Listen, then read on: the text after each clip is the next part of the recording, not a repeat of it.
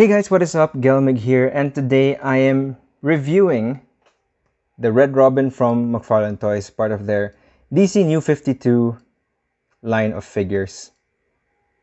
Or should I say, DC Multiverse line of figures. This is the New 52 iteration of Red Robin. Like most McFarlane figures recently, it is good enough, but there are lots of things to talk about. So let's get him out of this rotating base, which he kept falling out of. It's a miracle that I got it in stand. And take a closer look at the figure. Oh wow, it's still standing. That's good to know. Good job, Robin.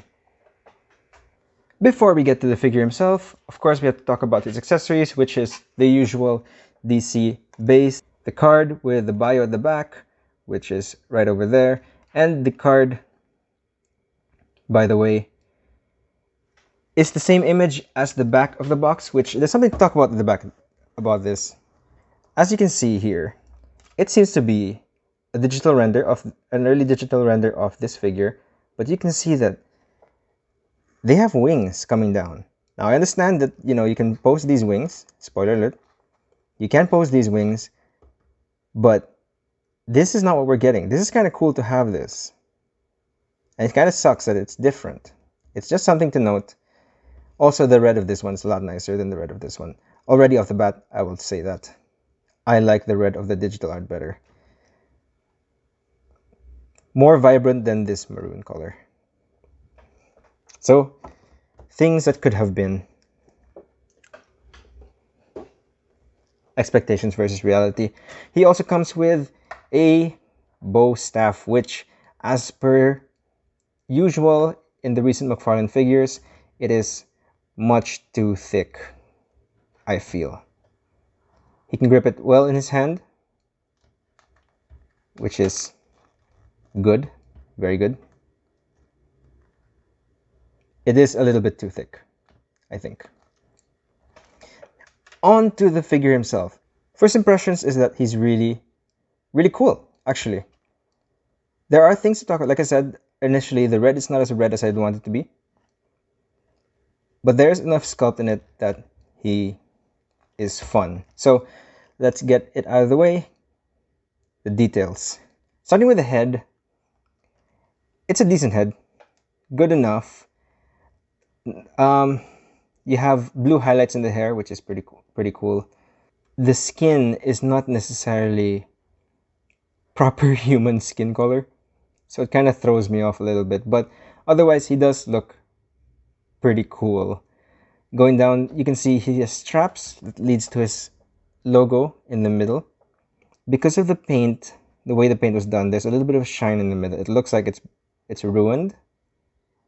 Looks like there's a scratch in there, but it actually is a properly sculpted or molded logo. It's just the paint is kind of weird. There's a bit of gloss in the center.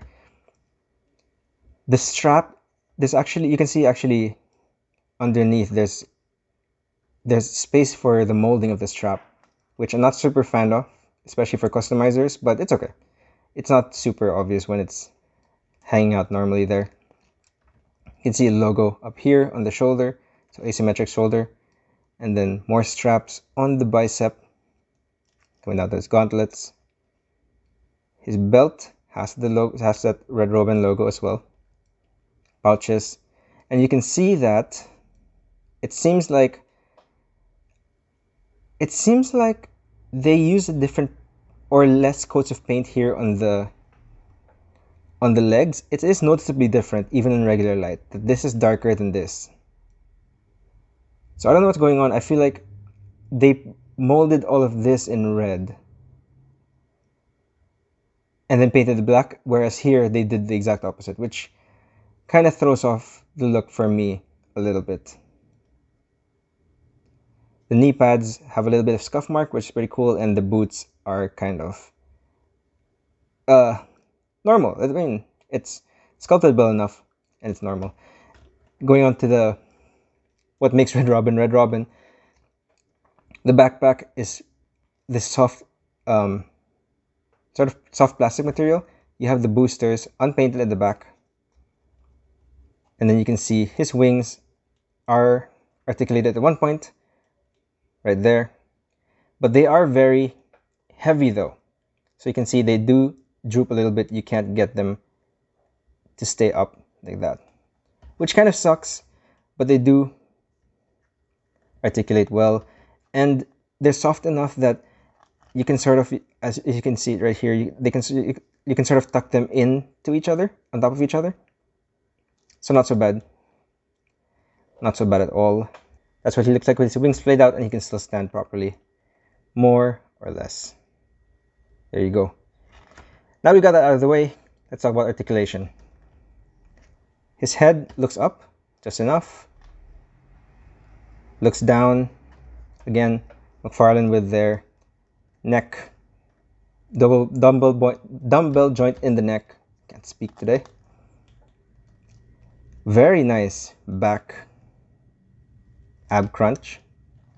So you can have him flying like that, except you do see the gap in his chest, which is not very nice. So technically you can go around that far, which is not very much. Without breaking the mold. Moves forward actually. Pretty well, considering Mcfarlane Toys is known for their lack of forward crunch. Side to side, works very well. Again, these can go up and down. They're not removable, by the way. I mean, you can pry them out, technically, but they're not meant to be removable. They're glued in, just so you know. You have the butterfly joint of Mcfarlane. If you know, you know. This shoulder goes up to here until it's hindered by the logo, whereas this shoulder can not go up very much more, so it's the same thing, more or less. Rotation over there, rotation over here as well.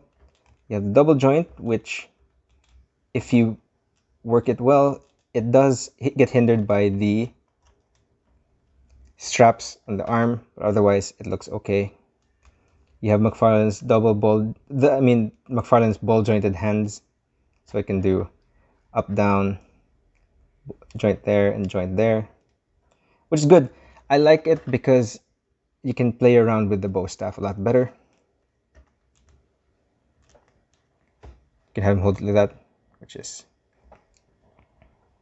very, very, very good. Kicks up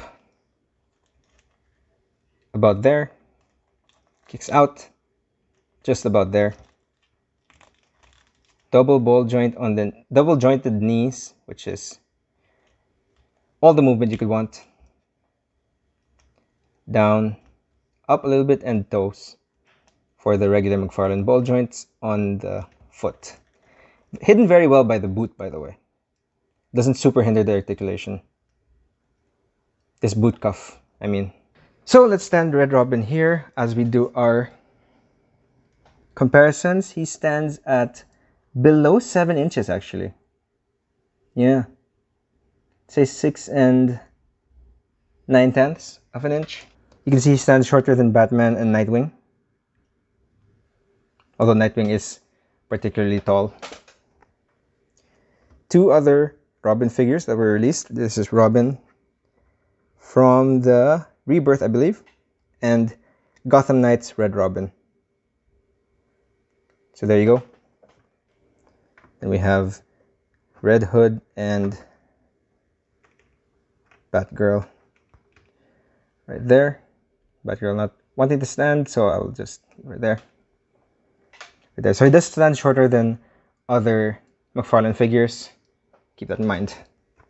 My usual Mcfarlane comparison. Mcfarlane, Green Lantern, and Marvel Legends Iron Man. So final thoughts on this figure. I think he fills the void of Tim Drake. That's sort of the same verdict for a lot of Mcfarlane figures recently.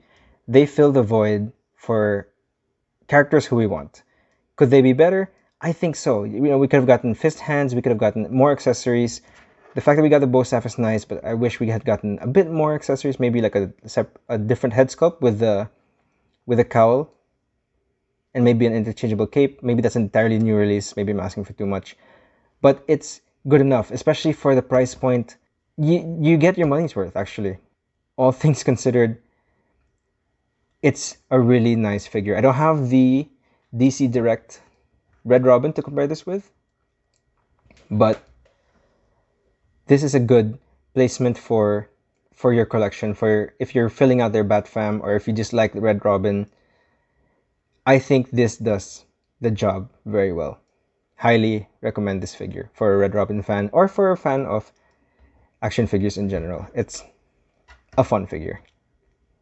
Plus, I'm a sucker for wings. What can I say? That being said, guys, this has been Gelmig. Thank you for joining me today. Like this video, subscribe to the channel, and leave your comments down below whether you like this figure, whether you've been waiting for this figure, and what you think of Mcfarlane toys in general recently, or anything else down in the comments below. I would love to hear your thoughts on this and other things, and I will see you guys soon. Bye!